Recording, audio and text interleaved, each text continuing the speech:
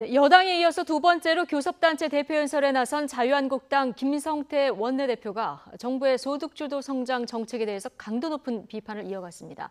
청와대와 끝장 토론까지 제안을 했는데요. 강경 일변도 발언에 여당 의원들이 강하게 반발하기도 했습니다. 국회 취재기자 연결하겠습니다. 박광열 기자. 네, 국회입니다. 네, 발언 상당 부분을 소득주도 성장 같은 정부 정책 비판에 할애를 했죠. 네, 그렇습니다. 김 원내대표는 작심한 듯 정부 여당에 대한 비판을 이어갔는데요. 소득주도 성장을 정권이 국민을 현혹하는 보이스피싱으로 규정하고 소득주도 성장 구판을 당장 멈추라고 지적했습니다. 마이클 잭슨의 문워킹에는 박수와 한호 갈채가 쏟아지지만 문재인 정권의 경제 헛발질 문워킹에는 단식과 절규가 넘쳐납니다.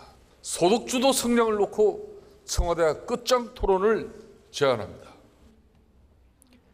공정경제 기조 등에 대해서도 정권 특유의 반기업 정서라며 문재인 정권은 주적이 기업이냐고 반문했습니다.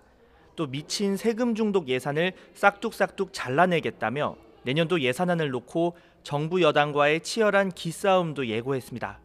대북 정책에 대해서도 날을 세웠는데요.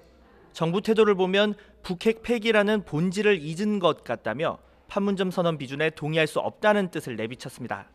막판에는 예정된 원고에 없던 부동산 정책 비판과 함께 문희상 국회의장에까지 청와대 대변인을 자처한다며 비판의 화살을 돌렸는데요. 반발하는 여당 의원들과 고성이 오가기도 했습니다. 어떻게 입법부 소장께서 블루하우스 스피커를 자처하십니까? 어떻게 심판이 선수로 뛰려고 하실 수가 있습니까? 한나라의 입법소장이 좀 조용히 하세요.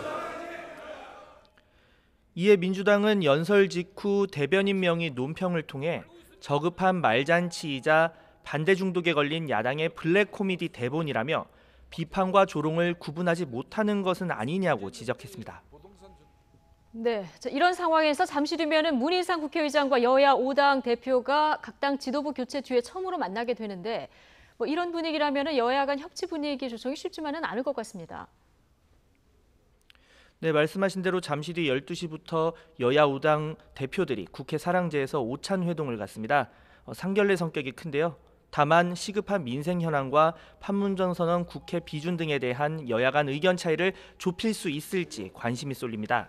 이해찬, 김병준, 손학규, 정동영 등 각 당 대표가 올드보이 논란이 나올 만큼 경륜과 경험이 풍부한 점에 기대가 모아지는 건데요. 다만 분위기는 그리 좋지만은 않습니다. 야당 일부의 소득주도 성장에 대한 강한 비판에다 판문점 선언 비준 역시 한국당이 북한의 비핵화를 더 지켜봐야 한다며 사실상 반대 입장입니다. 또 바른미래당 역시 지상욱 의원 등 구바른정당 출신을 중심으로 판문점 선언 비준에 긍정적인 손학규 대표와는 다른 목소리를 내고 있습니다. 이 밖에 문 의장의 세비 동결을 전제로 의원 정수 확대 제안에 대해서도 언급이 있을 것으로 보이는데요. 또 민주당 이해찬 대표가 제안한 여야 5당 대표 회동 등 지도부 만남 정례화가 이루어질 수 있을지도 관심입니다. 지금까지 국회에서 YTN 박광열입니다.